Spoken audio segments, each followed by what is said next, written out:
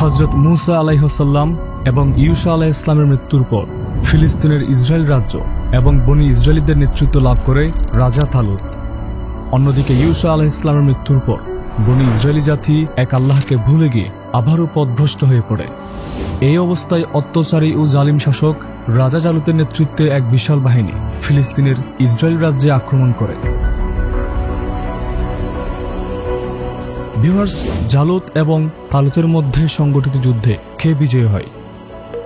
মসজিদ আল আকসা কোন নবীর সময় নির্মিত হয়? ইহুদিরা কেন হযরত ঈসা আলাইহিস সালামকে হত্যা করতে চেয়েছিল? কোন রোমান সম্রাট জেরুজালেম ও মসজিদ আল আকসা ধ্বংস এবং লক্ষ লক্ষ ইহুদিকে হত্যা করেছিল? ইহুদিরা ফার্স্ট এবং সেকেন্ড টেম্পল কিভাবে নির্মাণ করে? কিভাবে রোমানরা খ্রিস্টান ধর্ম গ্রহণ এবং ফিলিস্তিনকে খ্রিস্টান রাজ্যে পরিণত করে?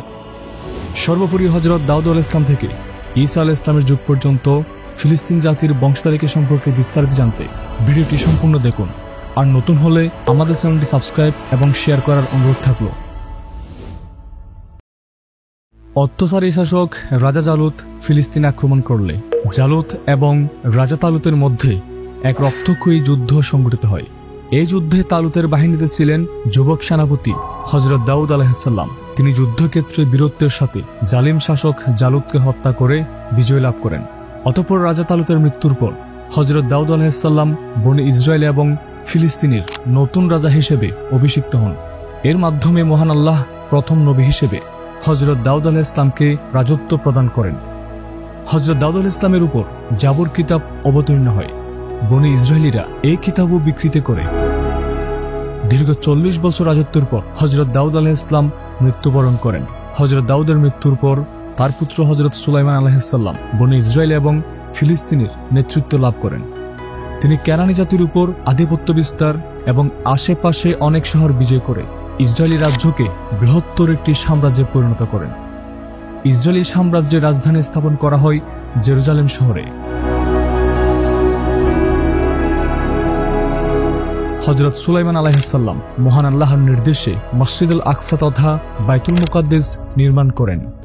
কিন্তু বর্তমান পথভ্রষ্ট ইহুদিদের মতে হযরত সুলাইমান আলাইহিস সালাম মসজিদের পরিবর্তে একটি টেম্পল তথা সিনাগগ নির্মাণ করেন, যেটিকে ইহুদিরা ফার্স্ট টেম্পল হিসেবে অভিহিত করে।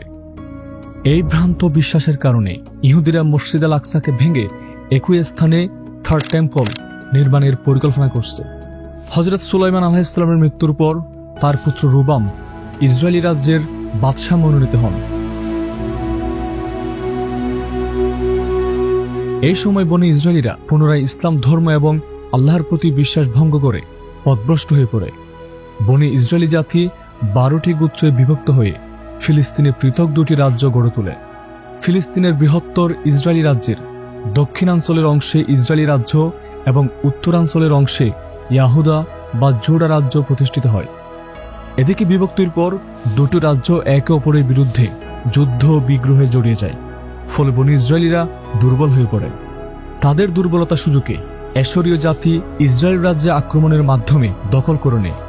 এই রাজ্যে বসবাসরত বনী ইসরায়েলীদের 10টি গোত্রকে ফিলিস্তিন থেকে নির্বাসিত করা হয়। নির্বাসিত বনী ইসরায়েলীদের 10টি গোত্র সম্পর্কে পরবর্তীতে আর কিছুই জানা যায়নি। তাই গোত্রসমূহকে ইহুদিদের হারিয়ে যাওয়া গোত্র হিসেবে অভিহিত করা হয়। আনুমানিক 585 খ্রিস্টপূর্বাব্দে ইরাকের বেবিলনীয় সম্রাট নেবুকাদনেজার ফিলিস্তিন আক্রমণ করে ইয়াহুদা রাজ্যও দখল করে নেয়। তিনি বনী ইসরায়েলীদের অপর 2 গোত্র বেনিয়ামিন এবং ইয়াহুদাকেও ফিলিস্তিন থেকে নির্বাসিত করেন। সম্রাট নেবুকাদনেজার জেরুজালেম শহর এবং মসজিদ আল আকসা পুড়িয়ে ধ্বংস করে। ফলে চিরতরে অবসান ঘটে ইসরায়েলি সাম্রাজ্যের। বেবিলন সাম্রাজ্য 540 খ্রিস্টপূর্বাব্দ পর্যন্ত ফিলিস্তিন শাসন করে। 540 খ্রিস্টপূর্বাব্দে ইরান তথা পারস্যের বিখ্যাত সম্রাট সাইরাস দি গ্রেট বেবিলনীয়দের পরাজিত করে ফিলিস্তিন দখল এবং বন্দী ইহুদিদের মুক্তি প্রদান করে। তাই ইহুদিরা সম্রাট সাইরাসকে এখনও অনেক সম্মান করে। সম্রাট সাইরাস বিখ্যাত শাসক জুলকারনাইন হিসেবেও পরিচিত। ইহুদিরা জেরুজালেমে এসে নিজেদের টেম্পল তথা সিনাগগ পুনরায় নির্মাণ করে। এটিকে সেকেন্ড টেম্পল হিসেবে অভিহিত করা হয়। রোমান সম্রাট অক্টোভিয়াস সিজারের শাসনামলে আনুমানিক 4 খ্রিস্টপূর্বাব্দে ইসলাম ধর্মের দ্বিতীয় শেষ নবী হযরত ঈসা আলাইহিস সালাম জন্মগ্রহণ করেন। হযরত ঈসা আলাইহিস সালাম একত্ববাদী ইসলাম ধর্ম প্রচার করেন, ফলে ইহুদিরা ঈসা আলাইহিস সালামের বিরোধিতা করা শুরু করে। অন্যদিকে রোমানরা ছিল পৌত্তলিক, বিশ্বাসঘাতক ও নাফরমান ইহুদিদের ষড়যন্ত্রের কারণে রোমান সম্রাট 37 খ্রিস্টাব্দে ধর্ম অবমাননার মিথ্যা অভিযোগে হযরত ঈসা আলাইহিস সালামকে শূলে চড়িয়ে মৃত্যুদণ্ড প্রদান করে।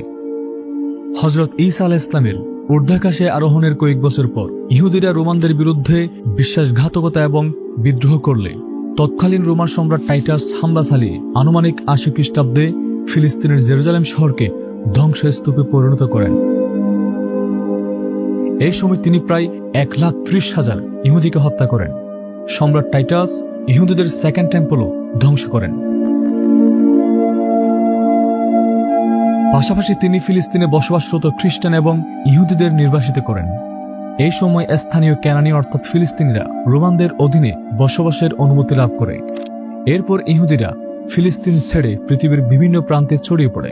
সমগ্র ফিলিস্তিন এবং জেরুজালেম শহর রোমান সাম্রাজ্যের অধীনস্থ হয়ে পড়ে। আনুমানিক 325 খ্রিস্টাব্দে 57তম রোমান সম্রাট কনস্টান্টাইন খ্রিস্টান ধর্ম গ্রহণ করেন। পাশাপাশি তিনি খ্রিস্টান ধর্মকে রাষ্ট্রধর্ম হিসেবে ঘোষণা করেন। সম্রাটের খ্রিস্টান ধর্ম গ্রহণের ফলে প্রায় সমগ্র সাম্রাজ্যের প্রজাগণ ধীরে ধীরে খ্রিস্টান ধর্মের অনুসারী হয়ে পড়ে। অন্যদিকে খ্রিস্টানদের প্রধান শত্রু ছিল ইহুদিরা, কারণ খ্রিস্টানরা বিশ্বাস করে ইহুদিদের কারণে তাদের ধর্মের প্রবর্তক হযরত ঈসা আলাইহিস সালামকে শূলে চড়িয়ে হত্যা করা হয়েছে। রোমানদের খ্রিস্টান ধর্ম গ্রহণের ফলে ফিলিস্তিনে খ্রিস্টানদের শাসন প্রতিষ্ঠিত হয়। খ্রিস্টান শাসন আমলে ফিলিস্তিনে ইহুদিদের কোনো অবস্থান ছিল না। সম্রাট কনস্টান্টিনের শাসনামলে হযরত ঈসা আলাইহিস সালামের কথিত সমাধিস্থলে তিনি হোলি সেপুলচার গির্জা নির্মাণ করেন। এই গির্জাকে খ্রিস্টান ধর্মের পবিত্রতম স্থান হিসেবে মনে করা হয়। ফলে ফিলিস্তিন ও জেরুজালেম ইহুদিদের সাথে সাথে খ্রিস্টানদের জন্যও গুরুত্বপূর্ণ অঞ্চলে পরিণত হয়। পরবর্তীতে 330 খ্রিস্টাব্দে সম্রাট কনস্টান্টিনের নেতৃত্বে কনস্টান্টিনোপলকে কেন্দ্র করে পূর্ব রোমান বা বাইজেন্টাইন সাম্রাজ্যের উত্থান ঘটে। 637 খ্রিস্টাব্দ পর্যন্ত ফিলিস্তিন বাইজেন্টাইন সাম্রাজ্যের শাসনাধীন ছিল। এরপর 637 খ্রিস্টাব্দে হযরত উমর রাদিয়াল্লাহু আনহুর শাসনামলে মুসলিম বাহিনী বাইজেন্টাইন সাম্রাজ্য বিজয়ের অংশ হিসেবে ইসলামের অসংখ্য নবী রাসূলদের পুণ্যভূমি মহানবী সাল্লাল্লাহু আলাইহি ওয়াসাল্লামের স্মৃতি বিজড়িত মেরাজের গমনের নগরী, মুসলমানদের প্রথম কেবলা শহর এবং তৃতীয় পবিত্রতম শহর জেরুজালেম বিজয় করে।